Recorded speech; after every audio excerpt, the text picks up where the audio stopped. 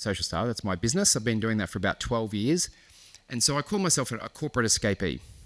So I was at corporate, did it for a lot of years with lots of fun, traveled the world.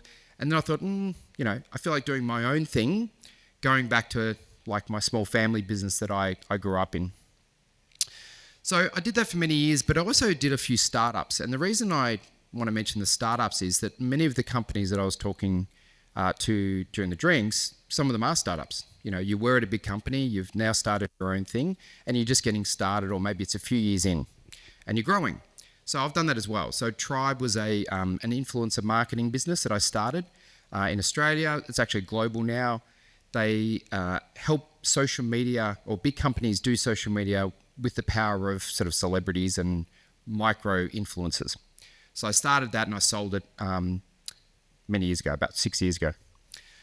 And then I've got another startup called Campus Life that helps university students to get training and get into the workforce. Because I've also been, while I've been working, I've been teaching at night school.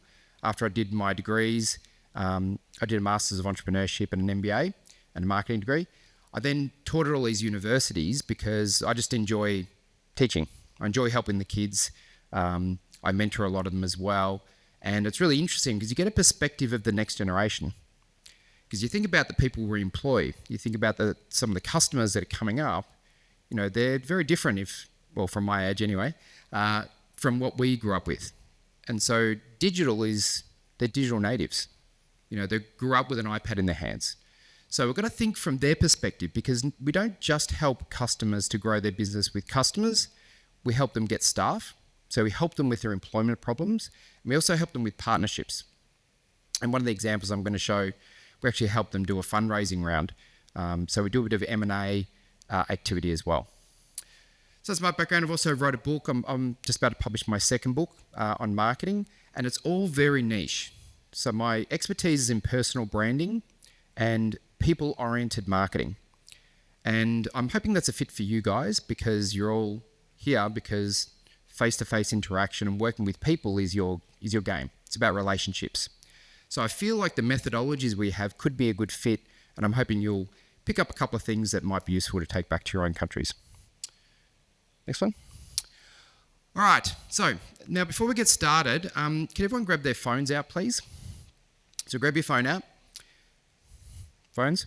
So I'd like you to scan this QR code. So this is an organisation that we partner with. They're a not-for-profit that provides impacts to less fortunate people than ourselves. So what we do is, before every presentation, before every interaction with a client, we actually offer to pay for one of these things on your behalf. So if you just scan the code and choose one of the impacts you want to make, my company will pay for that interaction on your behalf. And we like to do that because it's always good to be grateful. All of these impacts that you'll see here are based in Thailand, and we've all flown in to this beautiful country, and I think it's important that we give a little bit back while we're here. So if you don't mind just doing that, taking a minute before we move on. And obviously you'll find out a bit about B1, G1. They're basically buy one, give one, which is essentially if you help us, we're going to help other people along the journey. So we do this at every webinar. It's quite a nice sort of service to provide, and you can read about it a later time. Okay, so next. All right, so we're going to talk about this methodology that I've developed called e-traction. So this is what this phrase I coined, which is digital attraction. So this is how to, instead of selling and what I call push marketing, this is pull marketing. Some people call it content marketing, inbound marketing. There's lots of different words, but my version is called e-traction, which is to use branding and your personas to have the right people find you instead of you having to go out and find them. And I'm going to explain why. So if we just go to the next part. So this is a cheesy analogy, but one I hope you'll relate to. So this is the needle in the haystack, right? So in marketing, what most people are doing to find clients, the right staff, the right partnerships, they normally just spread themselves everywhere and go, I hope they see what I see. Which is like flying over a country and dropping leaflets down on the people to go, okay, well, I'm just going to do ads everywhere. And hopefully the right person will see it and they'll come to me. It's very difficult. It's very expensive, and it's actually just not that effective. So normal push digital marketing, I'm talking about Facebook ads, I'm talking about Instagram ads, TikTok, YouTube, take the rest. Google is a bit different because that's a little bit pull, but we have a bit of a different methodology. So the methodology we have, if you hit the next slide, is that we'd rather stand out and have the people come to us rather than us go and have to find them, because it's very difficult.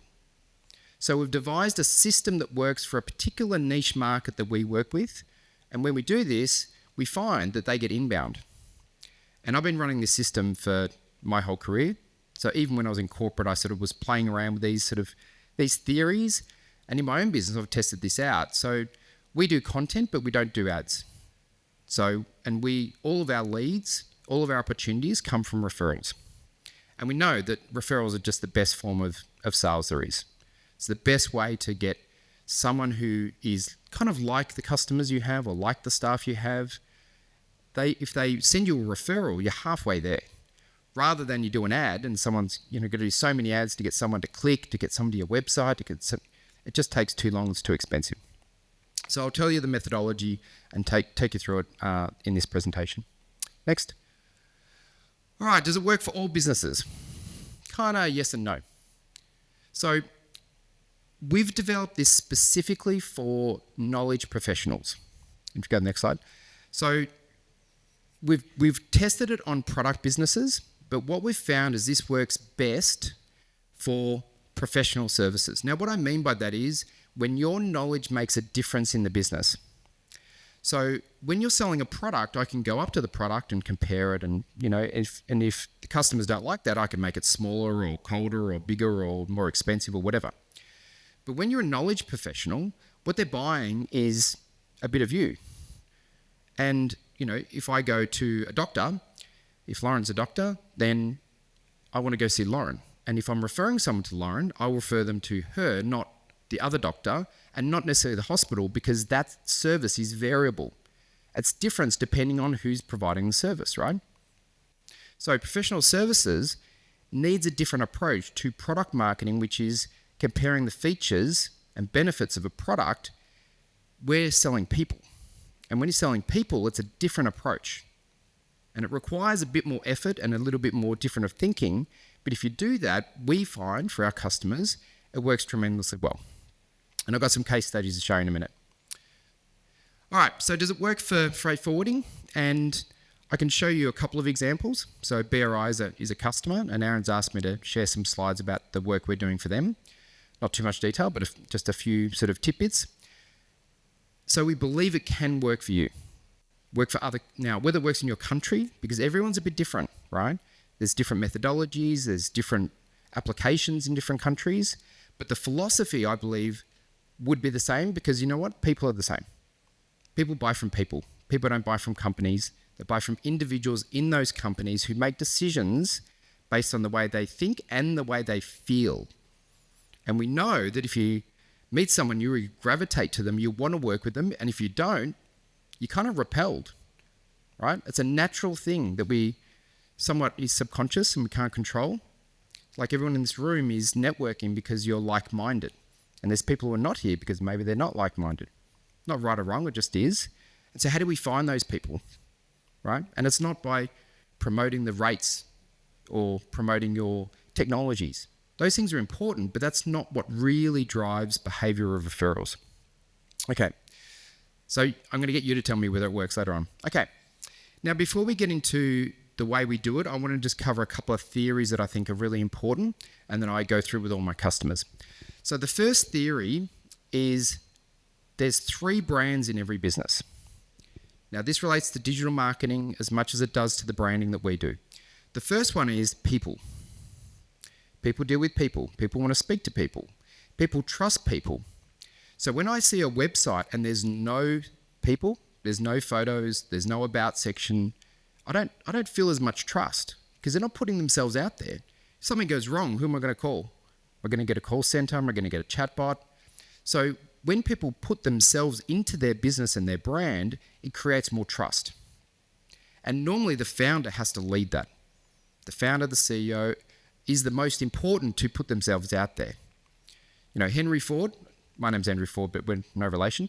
Henry Ford used to, you know, put his name on the car, of course, and he would say to his employees, I can't send that out if it's not perfect because that's my name and I'm responsible.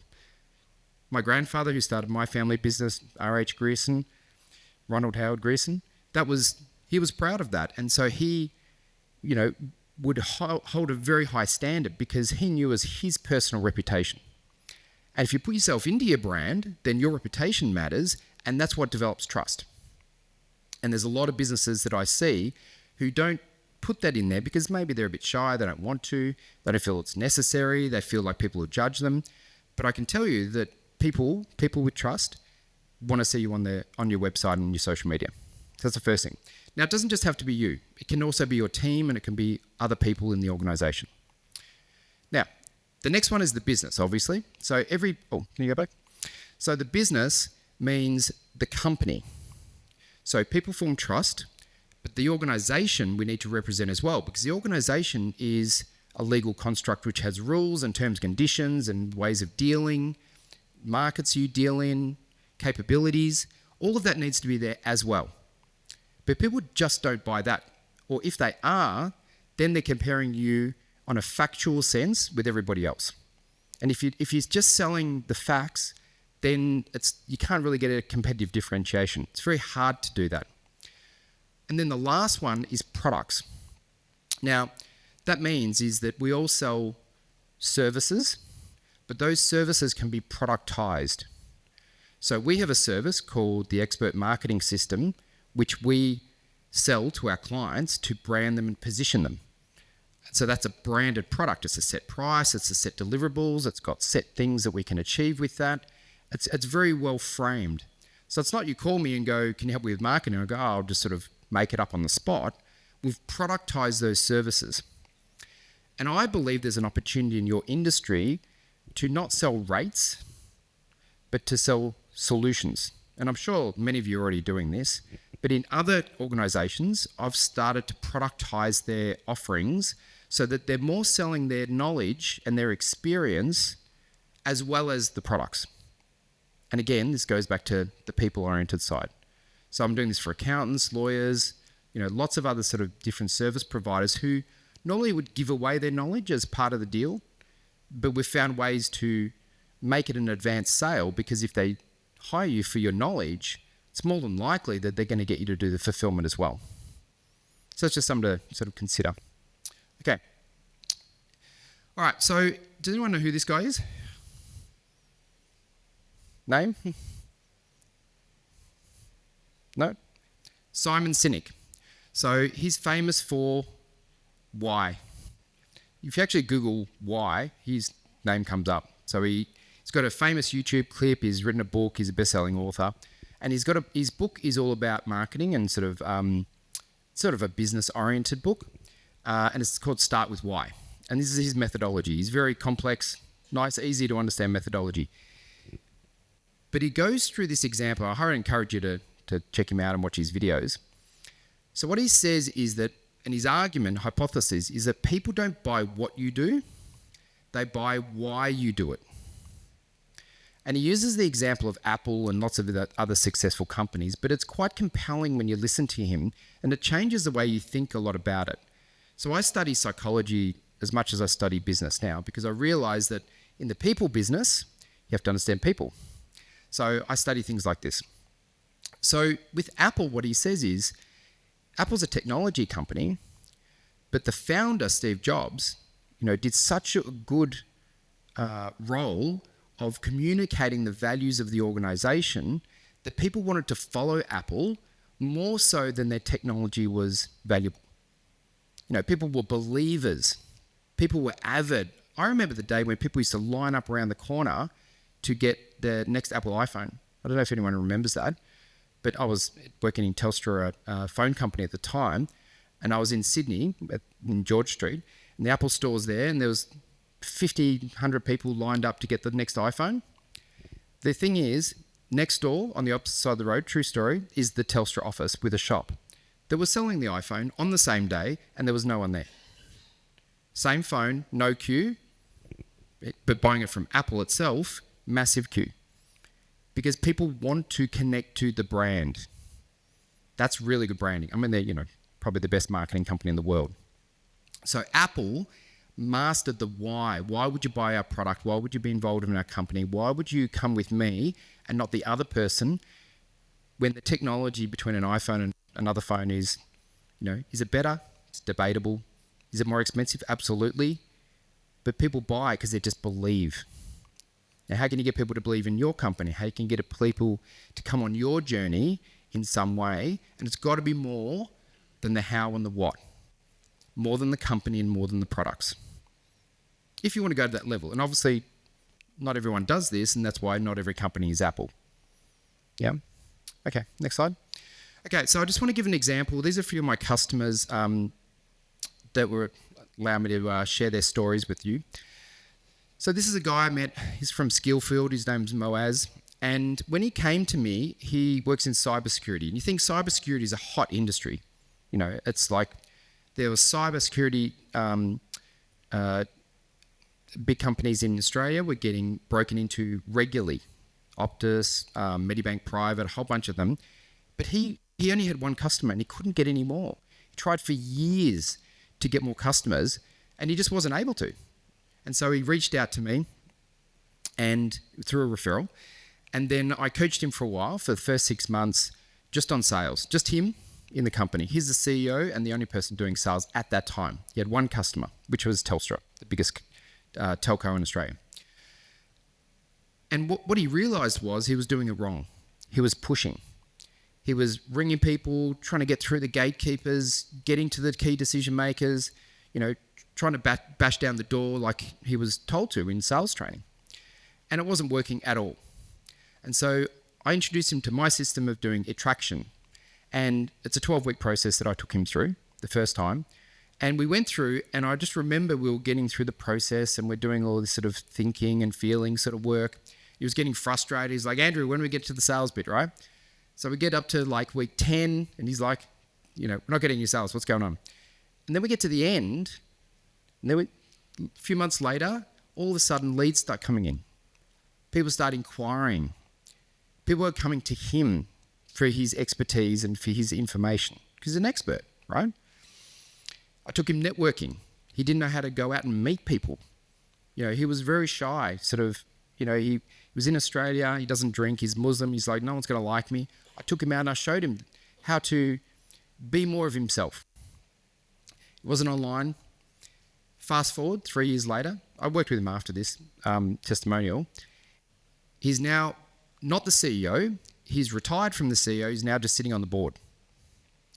He's got so many customers. He's got about 25 big corporates in Australia. I'm not saying that I was the genius behind all of it, but the philosophy and the thinking of not pushing, but being an expert and having people come to you worked in this situation, right? He's big enough now that he doesn't have to work, which is a great position to be in. Next slide. Okay. So he communicated his why extremely clearly. He's got videos out online. He's got his LinkedIn working. He's got tons of stuff. You can go and check him out if you look at Skillfield.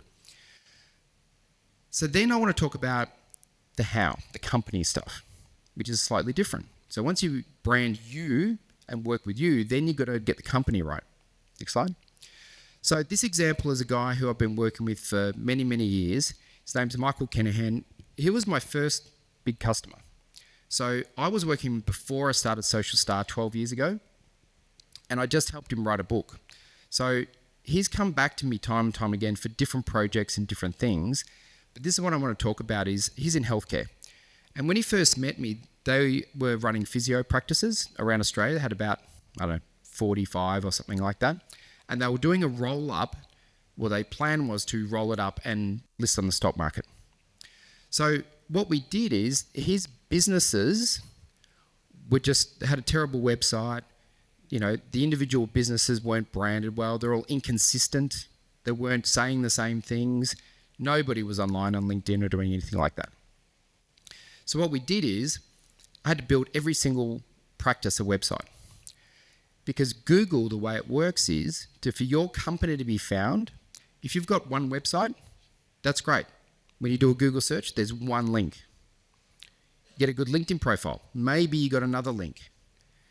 But you Google Life Care, they had 45 different practices. Depending on your geographical area, we would get the head office one, we'd get the LinkedIn profiles, we would get different offices in your area. If you looked on the map view on your phone, you'd get all these dotted places all around. Because we just understood how Google works, and you use the algorithm to your advantage. If you've only got one thing for people to see, it's easy to be missed. When you Google something, you want everything to be there. You want you to be the dominator of that. And this is one thing I just want to mention in this part is a lot of people get SEO wrong, right? They say, oh, I can get you up to the top of Google rankings. And I go, great, for what? My name, my business name, my product name? What's my product name? There could be many different things. So you've got to be really strategic and specific about what you want to achieve when you start doing these SEO things. I'm going to talk more about that in just a minute. You want to go to the next one? Then the last one, so we've done the people, which is the why, the company, which is the how, and then we're going to what you actually do, so the products. So we've got the next one. So this example is a company called Formulite. So this is a product company that I worked with, and I don't normally work with product companies, but in this case, again, it was a referral from somebody I knew. Her marketing person had left. She really needed someone. Friend of a friend introduced me, and so I started working with Glennis. Now, my role was to do strategy. So I'm not a product guy. I'm not advising on the formulation of their protein shakes. But what I'm doing is understanding the market, running through a proper process, getting her branded because she's an inspirational female entrepreneur. She's now got a podcast. She's all over LinkedIn. She's winning awards. So she put herself out there, which was great. And we restructured their company marketing, which wasn't well, new team members, different pricing and so forth, and all of her products. So we did a full marketing mix because a lot of people think marketing is promotion. A lot of think everyone can do marketing because we've got a phone and we can do social media. But remember, there's 4 P's in marketing, right? There's the price of the product. There's the promotion of it. There's the place, distribution. So there's lots of things to consider in the marketing strategy. But we marketed her products, but we also did it with her. And that gave us the why. And the partnership she got from that was extraordinary. So we go to a big conference. I know you do big conferences as well. There's a pharmacy conference. And when we first started going there, we had nobody. We had no distribution. We had a couple of small pharmacies. We found a partner there who introduced us to all the other pharmacies. We hired him. And 3 years later, they're in every wholesaler, which is rare. And they're spreading like wildfire throughout the pharmacy world. Took years to do, but it was like a hockey stick. She did the foundation work and then it grew really big. Okay, next slide. All right, so all of this marketing stuff's great, but what about making money and doing sales, right? So our job is to help you achieve a result, whatever that job would be, but marketing is the first 2 bits of it, right? So this is our funnel that we use with our clients, and it always starts off at cold. So if someone does not know you at all, they're not going to go to your website, they're not going to be on your social media, they're not going to be consuming any of your content because they don't know who you are. They're not going to take your phone call. Moaz was calling people and they don't know who he is. They have no trust. They don't want to talk to another person. There's people calling him all day long, right? So that's just trying to push things uphill. It's very difficult. So to get from cold to warm, it's different strategies than what we do to go from warm to hot and from hot to sale. We have different methodologies at each stage of the process. The first stage is as simple as just doing a LinkedIn outreach message. Press the connect button, find the person that you want to talk to, press connect and see if they connect back. Now you can only do that if you've got a good LinkedIn profile and they look at you and go, oh, do I want to connect or not? And they'll judge you based on your photo, your headline, and how many mutual connections you've got. So who's got a good headshot photo in their LinkedIn profile? Aaron puts up his hand. Once you leave this conference, you will too, because that's why we're taking your photos. We're going to do your LinkedIns for you, right? I've looked at everyone's LinkedIn that I could find. Some people I could not find on LinkedIn at all. Some people, I looked at their profiles and they were maybe could use some improvements, right? And we've never used it we haven't needed to use it. But I can guarantee you all the younger generation coming up are using social media all the time, okay? So we've got to think about not just what we like, but what the market likes. And I guarantee you LinkedIn is still the best marketing social media there is. It's even available in China. The only social media you can use in China is LinkedIn. Can't use Google, can't use Facebook, can't use Instagram. So it's really global. Now, I don't know in your country if it's as popular, but it is popular in a lot of countries. All right, so if we go to the next slide. Okay, so click through this slide. All right, so this is our process that we work with our clients on, that 12-week process that I took Moz through. So essentially there's 3 parts, which is understand, build, and leverage. So, and this is what I'd like you to go and think about when you get back to your office. The first thing is if you can just click more, there's a big build. All right, when we go through the understand, it's not just understanding what you want in terms of sales and your clients and those sorts of things. It's deeper than that. If we're going to do personal branding, who are you? What's your philosophy? What are your values? What do you believe in? And I'm not talking about, we're not talking about politics or anything controversial, but just what's the things that are important to you? Because I guarantee you, after studying lots of psychology and lots of methodologies, people connect to people on a very deep subconscious level. And they look at your face and they talk to you for a few minutes and they make an instant judgment of yes, no. Yes, no, maybe, yes, no, maybe.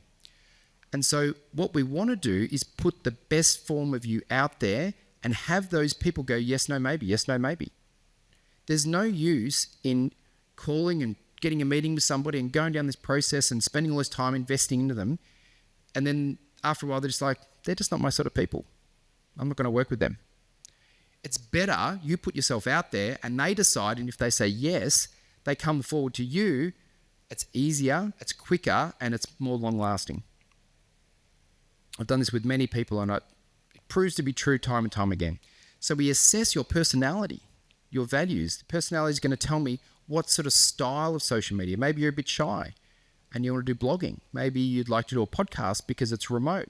Maybe you're outgoing and you want to do videos and presenting. We'll figure that out because it's got to be tailored to you as the founder or as the CEO. You've got to tailor it to you so that you're comfortable. We're like a personal trainer. We're going to push you a little bit, but we're not going to push you so much you get hurt, right? So once we do all of that, we then go into the build. So you've got to have somewhere to communicate who you are to your market. And generally it's a combination of what you feel comfortable doing and what your market consumes. So we'll look at LinkedIn and go, great. Who do you want to work with? Are they online? Are they here? Are there people, are they watching that sort of media? And if they are, then that's a great resource. Could be YouTube, could be different things. And then the last bit, we then start developing your content. So if you're following a BRI, you'll see lots of videos come out, lots of blogs and posts come out. And branding is all about repetition and consistency. Repetition and consistency. And so what we do is we make sure we add more connections. We get more people to come to you and start following and go from cold to warm. Then they start getting warmed up. Once they're connected, they start seeing material over time.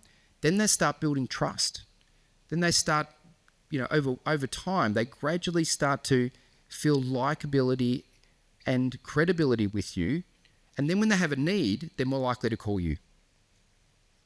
Because I'm sure most of your clients or your prospects would have other suppliers, but you want to be there in the zone.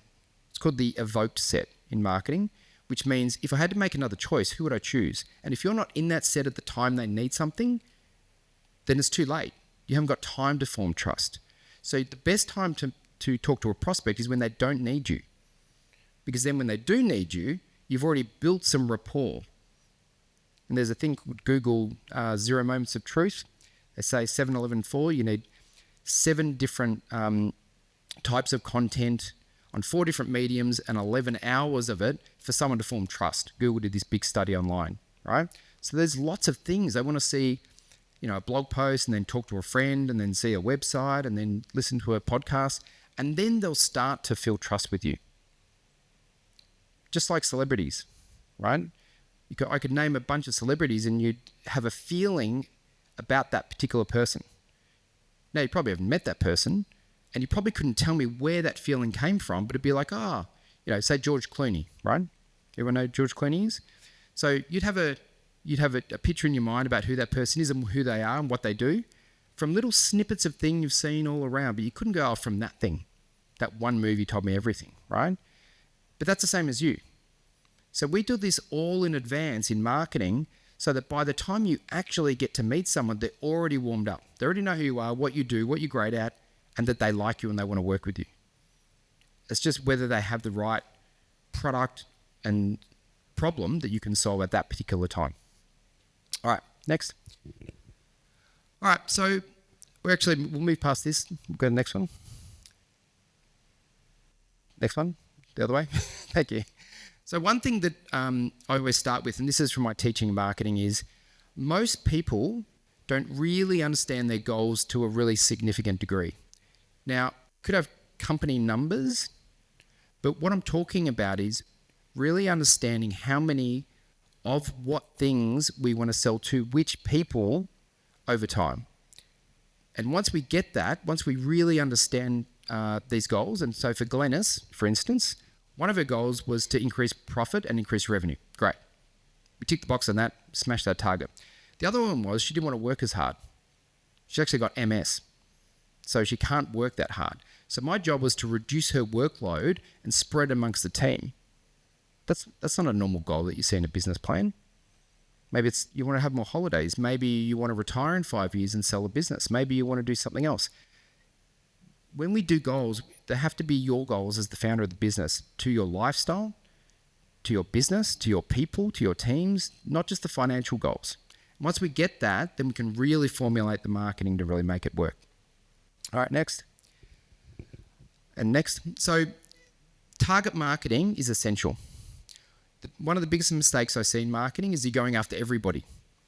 Everybody's my customer. Anybody who does some freight is my customer. But that's not true. Because there's always a bell curve of the perfect customer. The best customer for me, with my resources, with my team, with my experience, with my skills, would be like this. And we want to really profile that to the nth degree. And we even do a buyer avatar. So we put a real customer's face and a name and a biography and a description and why they would buy from you. And it's probably the best customer you've got. And the reason why we do that is when we're doing advertising and marketing, we want to talk to that person. If someone calls up and says, I want to do some business, and they're on the left or the right of the curve, sure, you can take that business, that's fine. But you want to do your marketing for your perfect customer. So you market for the perfect customer. If other people come in, great. But you're not going to get your perfect customer if you're going out and just going, we do everything for everyone, right? Apple's not like that. If you want a USB port, forget about it. If you want buttons on your phone, forget about it. I remember when we went from BlackBerry to the iPhone. I love my BlackBerry, but Apple's like, no buttons for you. They were very specific. You're with us or you're not, right? And I think that we all need to do that. And it's scary saying no, not no, but not targeting everybody. But I guarantee you do it and you get more customers. And you'll get the better customers that are more profitable, a better fit for what you do. But you've got to know, you've got to do that, understand, but to go, these are the people that I want for this reason. All right, next. Okay, then we build everything. Now, I've already talked about LinkedIn a little bit, but LinkedIn is one of my specialities. I've been on it since pretty much the start of LinkedIn. And I really still feel strongly after all these years, it's still the best product. It's the only one where I can reach out and connect to a stranger and they'll, pretty much most of the time connect back with me when I've never met them. Completely cold people. But why would they do that? I can't do that on Instagram. I can't do it on Facebook. I can't do it on X. I could follow people, but there's not that connection. The choice of them connecting back to me is them stepping from cold to warm. And as soon as I do that, I don't message them because I think that's rude. There's auto messages. People are always pushing on LinkedIn. I just write content. I'll write my next blog the next week. I'll do a webinar. The podcast will come out. I'll send a picture of me at a conference in Thailand. All I'm doing is just sharing what I do in work and what I believe in. And then people over time, they go, that's for me or it's not. And then they have a problem and then they go, that guy. And I think I'll go and talk to him. So it's inbound. It's slower, but it's better. It doesn't cost me any money, So I've got, 18,000 people on LinkedIn now. So to reach 18,000 people, I just write a blog, which takes me half an hour. So I write my blog, I send it out, I don't know, maybe 2,000, 3,000 people see it. But that's great marketing. Cost per click, if it's $1 cost per click, it's $3,000 I'm saving every single time just by assembling my network in one place. You've all got great networks, but can you send one message out to all of them in one spot? Email marketing is not as good, right? SMS would be great, but can't connect to strangers on SMS. Pound for pound, LinkedIn's still the best marketing tool. And we're going to help you with that because you're in the network now. We also do a lot of SEO and Google, social media, etc. Whatever else you do, your website and your LinkedIn is essential and everything else is optional. We don't make anyone do anything, but we do use them from time to time. All right, next. Yeah.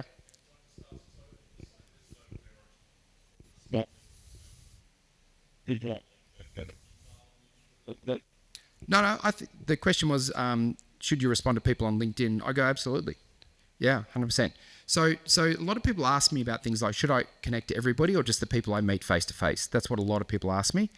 And you've got to know how LinkedIn works, right? It's called LinkedIn because the linkages between people, right? So we just met yesterday, right? Now, if you're connected to Aaron, right, and we haven't met before, then if I connect to Aaron, then I'm one step closer to you. Do you know what I mean? So if you connect to me, you're now one step closer to 18,000 people that I know. Some of them could be customers, I don't know. I've traveled the world, I don't know. There could be people that would want to find out about you, but they don't know you because you're a third level connection. They can't see you. You don't appear in their search results. If they're looking for someone like you, you don't appear because you haven't got enough connections to be close to them. Does that make sense? So the more people you connect to, the better. Some people are going to send you sales messages. So what? I drive down the street, there's advertising shouting at me every day, all day. I just ignore it, right? But getting access to their network is the reason to connect people, right? Now, it doesn't mean you're going to message them. It just means that when you're a second level connection, you can see them in searches and they can see you in searches. So you want to be connected to as many people as possible in your related industries. You know, the other thing is that you never know where a referral comes from. You know, I started teaching university 15 years ago. So those students 15 years ago are now mid-level managers in companies that could hire me. I didn't really think about it back then, but I connect to my students and now they're starting to hire me for work. It's crazy, right? Who would have thought?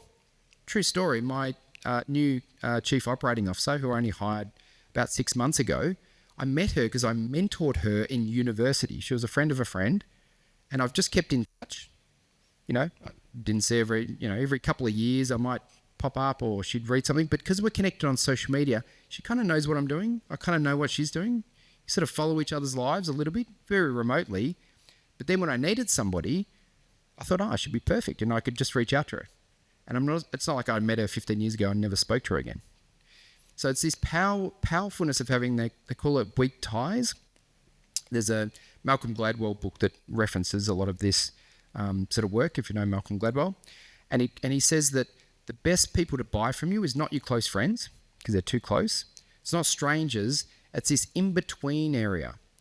You may have met them once. You may have have a friend of a friend.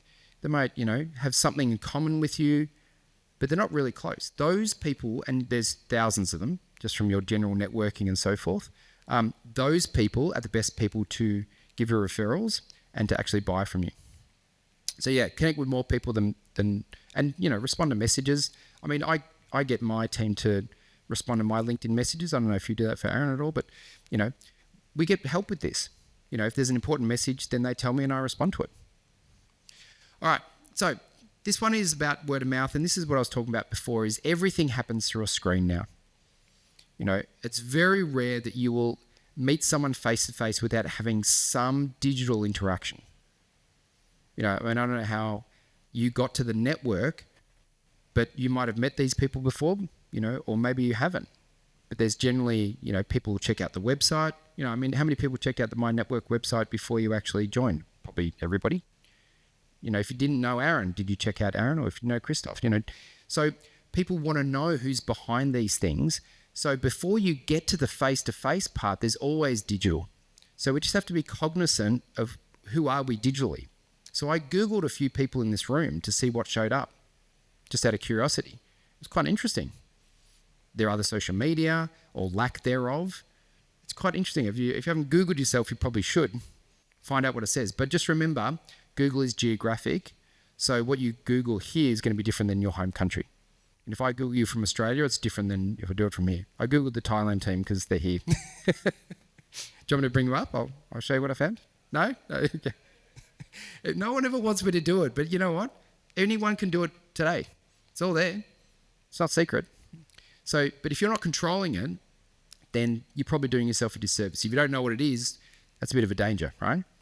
Even things that are nothing to do with you could be associated with you because it's the same name. I actually had a lawyer who came to me and they had a problem. I do a bit of reputational sort of redemption, if you like. And they said that when you Google my name, it says that I've been disbarred. But the thing is, someone with the same name had been disbarred, but it wasn't them. But they didn't have a photo. They didn't have a LinkedIn. So you couldn't tell it wasn't them because they didn't have any presence online. So everyone thought that they were this person. What are they doing about it? If they had a presence and they had a photo, they'd realize that this person's not that person. So it's quite important to control your brand. Okay, next. All right, so we talked about leverage a little bit. So the process we use specifically, just so you know, is we do LinkedIn outreach and we do it consistently and reliably. 20 a day, 20 new people, connect. You might get a 30 to a 50% connect back rate. And then those people are going from cold to warm. And then we produce content. And we do 4 pieces of content, which are coming up in a sec. And I'll tell you how we do that in our methodology. And you just run the content. It's very simple. It's simple and it's basic and it works, but people don't do it. It's kind of like, to lose weight, you need to not eat as much and drink as much and go to the gym. We know that, but do we do it, right? Same with marketing. I get my clients and they're like, I'll do my LinkedIn outreach, and they just don't do it. We measure it. We check everybody who's responded back. We have reports. You can do this. It's not a magic formula. It's just discipline. But you do it and suddenly you're at 18, 20,000 people and you can access people very easily. So we go next. So this is the format. So we generally want to do video. And the reason why we do video with experts is they're very busy. Aaron's in New York. So for me to get time with him is very hard. So when he comes over, I go and put him in front of a video camera. I go talk for an hour. And that gives me 6 months of content. Because I cut up the video. I use the video for blogs. And I use the content and the things he talks about for my posts. Yeah? I get 1 thing per week. LinkedIn's sort of algorithms prefers 1 item per week. Now, you can post it on the company profile and share it to your personal profile and everyone else shares in your company, or you can post it to your personal profile and share it to your company profile depending on the stage of business you're at, right? Either or, but we will decide, if you need advice, we'll give you advice on that. So when we do that once a week, it just drip feeds your brand out consistently, reliably, different formats, video, writing, pictures. Remember 7-Eleven-4? We just do it discipline. We just put it out regularly and reliably. And we find that over time, people notice, not just customers, but employees and partners, employees in the company, as well as, people who may want to join. The best form of marketing, or the best way to get people, is to get your people to refer other people. Yeah? But if they don't know what you stand for, how are they going to refer you to, their people? They refer you to one of their friends. Their friend goes to the website. They see the founder talking about the vision, the values for the business. They see what you do clearly. You look professional. That's what attracts employees. We actually did a lot of this work sort of just after COVID, when there was like a tightening of the employee market. We had an accounting firm. We only worked with them a short time. They wouldn't get on the program, wouldn't do the branding. We started off, and I was working with the HR person, and they said we had this really good person lined up for a key role. They looked at the website, and they ran back and said, yeah, I don't think I'm going to work here. Didn't even come into the building because they seemed out of date. This stuff's important. The younger generation, they'll judge you on your quality of your digital presence because they're so used to doing this. Okay, next. All right, I'm going to wrap up soon because I I'd rather hear Michael talk than me. This is just the cold, warm and hot, just some examples from the BRI story. So if we can go to the next one. So this is the sort of marketing we started with. So we actually rebuilt their website, which was one of the key things. We refreshed the brand and the logo just to make it, more appealing and up to date. And once the website was out, we started producing a lot of social media content. Now, we're doing digital ads for BRI. So remember I said, ads are not as good. Ads work well once you've got your foundation set up. Once you've got a brand and content for people to see and consume, ads work well. Ads without that go into a bottomless pit of nothingness because there's nothing for people to really grab onto. So, and we did some SEO work, and we produced a lot of social media content. So when we do social media, we boost it. You can boost on LinkedIn and you can boost it on Facebook, not ads, boosting. Because what that does is it sends your content just out to more people like the people who are already connected to you. And it's cheap, $100 each. We push it out there. And what it does, it gets new people who don't know us to start interacting with our brand. So it goes from cold to warm, right? As soon as they hit the website, as soon as they hit the social media, as soon as, they connect with Aaron on LinkedIn, then they're going into this warm zone to get warmed up and form trust. That goes to the next bit. So then what we have is deep video content. So at the start of the process, we're doing 30-second clips. Then we start hitting them with, then they start to see 5-minute videos on the website. People say people don't watch long videos. That's not true. If they're interested in something, they'll watch it. If they're not interested, they won't. Advertising is short because they have to see if they have an interest. Once they have an interest, they go to the website and they'll watch a longer video in order to go, is this person for me? Is this my culture? Is this the thing that would be, the right fit for my organization? We also do education content, right? Thought leadership is very important. And BRI has a deep, history in freight forwarding and logistics. And so we want to get that knowledge out to the market so that we can teach people to do things. If you teach people, they're going to respond in kind by going, thank you, I'm grateful for that, and they'll want to work with you, right? If you give, they'll want to give to you. It's this gratitude effect in psychology. Okay, then the next phase. So then we go from warm to hot. This is when people want to buy something, and what we do is we send the leads obviously to the sales team, but we've worked with the sales team to brand them on LinkedIn so that when they start to interact with people, often they're going to look them up. Are they on the website? Is there photos of them? Is there any presence? Who are these people? So we do all that sort of background work as well. Then you can get their emails, do newsletters and a bunch more marketing, but that's down the bottom of the funnel. Okay. So next. There's a whole bunch of stats here. I don't think I'll go through all of these, but basically there's, a lot of different sort of marketing that we do. And you can see that, let's take the middle one for 3PL warehousing. From July to September, the numbers are sort of, going up and to the right, and we are generating leads, right? We'll go to the next one because it's probably a bit more commercial. Okay. So the reason why we took your photos, and we've got one more photo to take, wherever she is that we want to help you with your LinkedIn profiles. If you want to be helped, it's just an offer, but it's, I work with MyNetwork. I'm happy to do this for you for free. So we're going to give you a headshot. I'm going to give you a LinkedIn review. So if you want me to, if you opt in, I'm happy to do a report, which we do for all our clients, to say this is what we think you could improve on. And it's probably fairly obvious for a lot of you if you don't have a biography, if you don't have your company banner, if you can't click to the website of your company because you don't have it there. These sort of things are all 1%ers, but to do them, there's about 100 of them. There's like a lot. So we'll work with you for that, and I'll actually do a call with you all and help you understand more about how to use that if you want. Okay, it's just an offer, but Aaron's kindly invited me over to work with you all, and so it's an opportunity to grow your brand in the network because you're all working together. So if you're going to refer someone to the other person, that client might want to know, right? And it's going to help you all build the businesses together.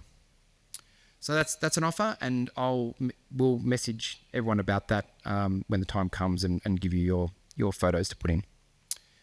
Next. Okay, go back. Okay, that was all for my presentation. So I wanted to open up for questions if we have time. I know how we're going for time. on your particular situations or any experience you've had with marketing in your environment. So anyone want to start me off? Maybe take a couple of questions? Can I ask you a question? Can you tell me whether LinkedIn's popular in your country? Uh, LinkedIn in my country, in Austria, is very important. I have also a marketing company, a social media company, and we do it since 4 months. And I saw it, my company is small in my country, and I raised very fast. And so we have more than 15,000 clicks. Wow. And before we had clicks 500. And so, yeah. So how did you do that specifically? Was it through LinkedIn or through doing like SEO work on your website or? No, the company contacted me, and I didn't think about it. For me, it was not so. Yeah, I had my LinkedIn profile, and I was thinking, yeah, it's enough. The people see me. I have 1,000 followers. It's okay, but this is not. Yeah. Oh, that's good.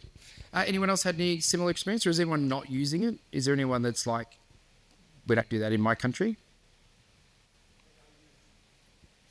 So Greece, different. It's not.